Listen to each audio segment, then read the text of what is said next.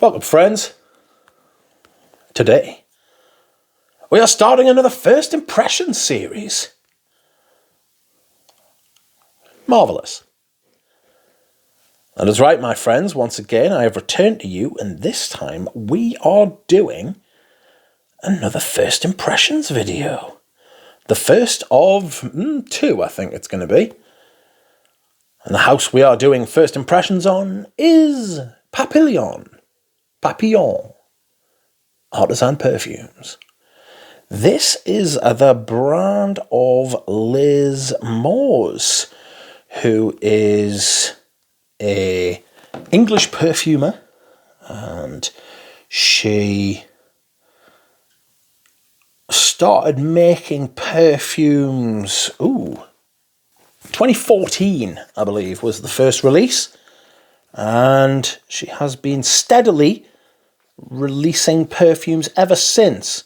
Hasn't gone mental and started releasing like 3 and 4 perfumes a year like some houses do, which is good. I actually really like that, because you just see some people get the bug and just start shouting out perfumes left, right and centre, and they invariably end up shit. So these all seem to be considered, and they have taken time, and inspiration has been required, and work and refinement, hopefully. So we're going to see how it goes. Interesting story. I have actually bought, found these samples in that order for quite a while ago now. It's at least 2 years. So I've only got 7. There are 2 more, of which I'm not entirely sure which ones they are, but we'll see, you know. I'm missing a couple. So we'll take the first 3 here, and then we'll do the other 4 next time. Got a little sample of a Pona here, which I'm not going to lie to you, I've already smelled. But the rest of them, maybe with the exception of one, I've never smelled before. So let's go. 3 Papillon. Today we have Tobacco Rose. We have Bengal Rouge. And we have Angelique. Let us start with Tobacco Rose. Tobacco Rose was one of the original ones that was released. This was in 2014. Let's see what it says in here. Bulgarian Rose, Rose de Mai, Oak Moss, Beeswax, Hay, Ambergris. That sounds very promising. That sounds extremely promising. I should put a mobile number on the back here. How kind. Okay, well, let's go, shall we? Oh, I was going to spray that on my hand. Don't do that. We need to have a control. You know, we need to have control. Perhaps I will spray it on my hand later. This brand is a favourite amongst some perfume reviewers, including Ram. Hope you're doing well, Ram, if you are out there. And Smurfy Girlie did an interview with her.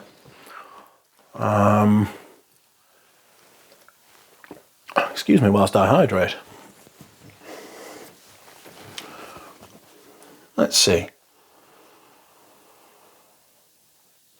Big rose. Big rose. Green. Fresh. Something a little thick. Something a little bit resinous. Could that be your... what was it again?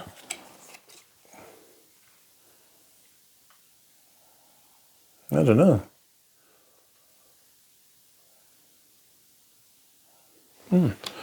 Nothing there giving the old resinous appearance. Green.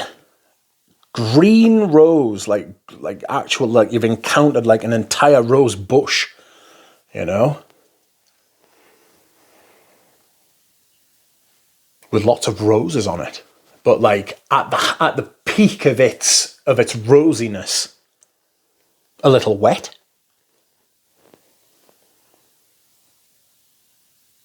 Stop that with your filthy minds.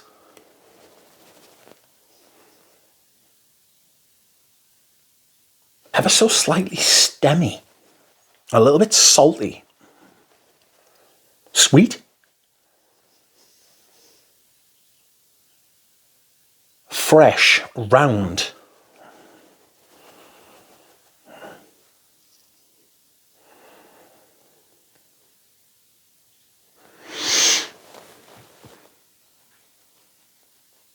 Thick. Not powdery. Not powdery on the stem. I will try this on skin because I really like this. I did hear from Smurfy Girlie though that the latest batch she made, this was a while ago now, so this information may very well just be bollocks now, but Liz Moore's made a new batch of that and it was more green and she said it just needs to settle for a while. I'm not sure how I feel about it when perfumers and brands say things like that because we've had the whole maceration bullshit go on for a while now, you know. People, there's a lot of misinformation out there about maceration, maturation, oxidization. What I really want is I want like an Alberto Marias or an Antoine Lee or a Jean-Claude Elena to come out and just say, no, this is what that is, and this is what you're experiencing, you know, because whatever it is, these people, this isn't a reflection on Papillon, I've gone off on a fucking tangent here. Whatever it is, these people on the internet are like, oh, what you need to do when you buy your clone brand is, right, you need to spray it 5 times, turn it upside down and let it oxygenate for 6 months, and then it'll be really good. If you have to do that with a perfume, it was never good, and it's not going to be good in the first place. Sorry. That's not a reflection on Papillon at all. I'm ranting. I actually really like that. I'll try that on skin. Okay. Next up we have, Bengal Rouge. Bengal Rouge. So this is quite a popular one amongst those who are familiar. Those who are initiated really, really enjoy this one. When did you come out? Let's have a look, shall we? Bengal Rouge, 2019. And what are your notes? Tell me, pray tell. Tonka, sweet myrrh, rose, sandalwood, and orris. Orris. Don't know why I said it like that. 2019. Let's have a smell. I'm a big myrrh fan. I'm a huge myrrh fan. You know. So red Bengal. Let's have a whiff of you. Vanilla sweet. Tonkery. Not powdery, but not far off. It may be because I associate vanilla with powdery fragrances. You know, that Tonka vanilla sandalwood thing? Ambery. Reminds me a bit of Amber Prosciutto. Which can't be a bad thing, because that's exquisite, like. It's almost too good.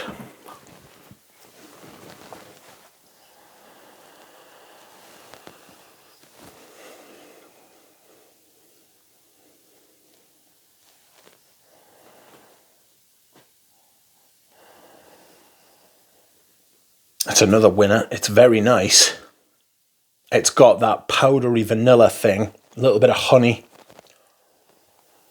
I suppose myrrh can be like that as well, to be fair, you know. I like a cola myrrh. You know, myrrhs that have that kind of cola vibe, a bit like M7 and Myrrh Ardente. That's like my favourite myrrh. I like a smooth myrrh, whereas when I get powdery, I get little granular little bits, like a little bit of friction. Warm. But fresh as well, you know. It's got like that lift, that kind of summertime sweetness that you get from things like honey, like vanilla, and like rose as well. It's very nice.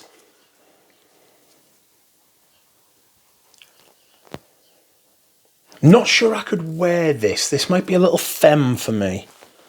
I don't know. It's definitely got that kind of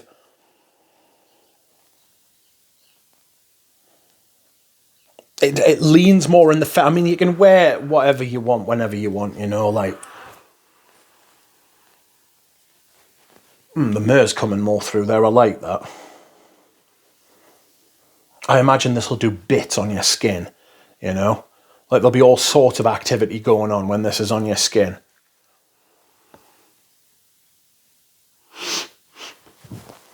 It's a little bit darker now. Like, that myrrh's starting to be a factor. How intriguing. Has it got Shalimar vibes? Sandalwood. Vanilla. Tonka. That kind of thing. You know?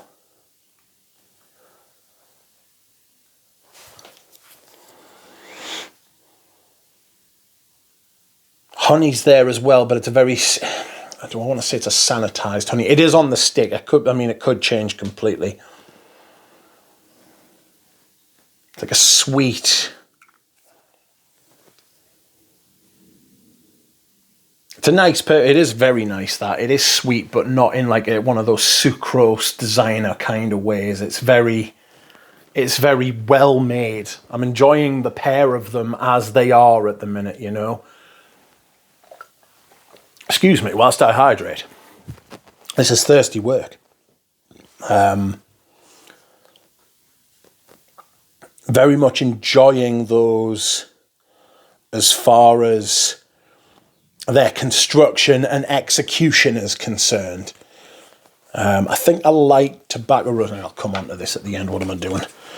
I have Angelique. Brace yourselves. So, Osmanthus White Champak. Champak sounds like some sort of like relation to an alpaca in the Andes. Orris, mimosa, frankincense, and cedarwood. Couple of things frighten us there. Mimosa and osmanthus. Not a fan. But we will see. Kind of, when you do first impressions like this, when you smell fragrances, especially when they're all by like one perfumer or one house,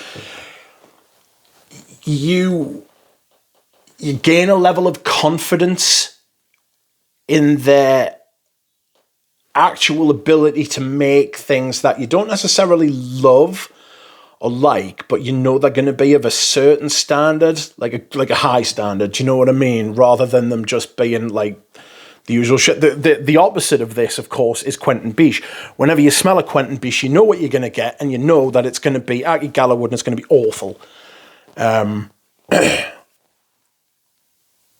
Oh, that's really harsh, actually. I'm sure his execution's fantastic, but it's just the sense he keeps making. Every time you hear Quentin Biche, you already know what it's going to smell like. These seem to have, Papillon seem to have this kind of DNA, this kind of execution, which is very good, actually. I'm undecided. I'm going to have to wear that Bengal Rouge on my skin and see what it does. Ooh. Okay, so Angelique, Osmanthus, Mimosa, Champaca, frankincense. Woof. Something a little bit awful there. What was that?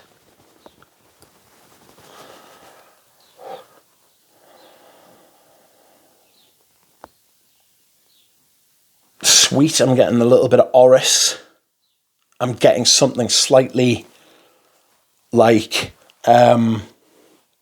heady from it, like rich, heady.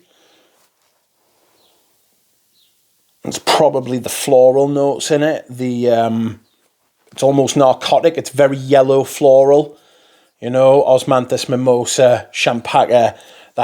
They're all very of the same, I don't want to say the same lineage because they could just be completely different flowers, but they've all got that kind of light yellow kind of colour. And then it's got the orris as well, that kind of thick. I don't like that. I don't like that as like a matter of taste, but It's not poorly made at all. If you like the sound of these notes, you can try this and see what you think about it.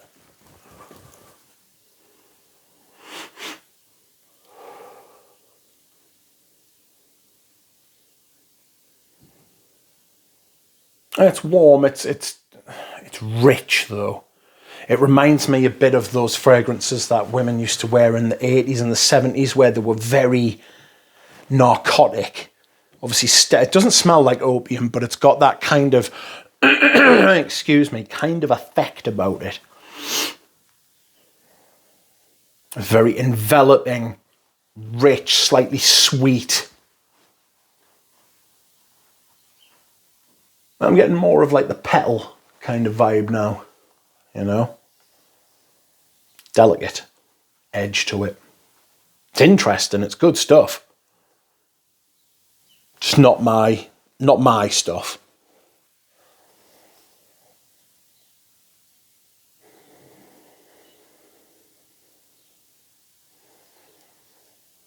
Very yellow floral, very irisy, that kind of thing. Heady, rich. Okay, so tobacco rose. That's going on skin straight away. That's really nice rose, that. And then we have Bengal Rouge. Shalimari. A little bit different. It's got that kind of rich, sweet vanilla sandalwood thing. And then Angelique. Heady. Okay, I will spend the rest of the day with these and then I will come back with another video next time, friends, and I will see you all then. Thank you very much. Bye.